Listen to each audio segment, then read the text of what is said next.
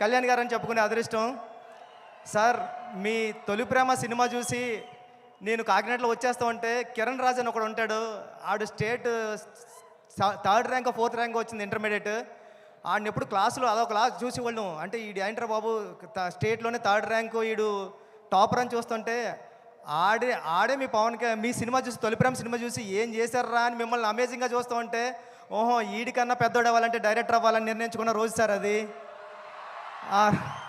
ఈడికంటే పెద్దోడు అవ్వాలంటే ఆడు తొలి ప్రేమలో లిరిక్ పాడాడు సార్. అంటే ఏ పా నన్ను థియేటర్లో అందరూ ఎలా లెగిసిపోయింది సార్.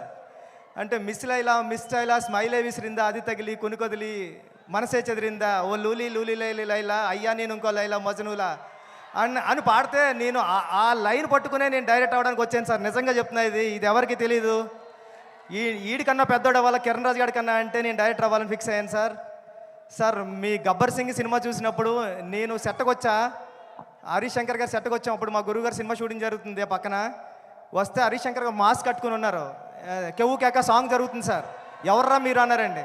నేను మా ఫ్రెండ్ అన్నామండి, సుకుమార్ గారు అసిస్టెంట్లు అనకుండా మేము కళ్యాణ్ గారు ఫ్యాన్స్ అన్నామండి. పక్కన నుంచి చూడండి రా అయితే అన్నారండి. అంటే కళ్యాణ్ గారు ఫ్యాన్స్కి అంత గౌరవం ఇస్తారు సార్ ఆయన.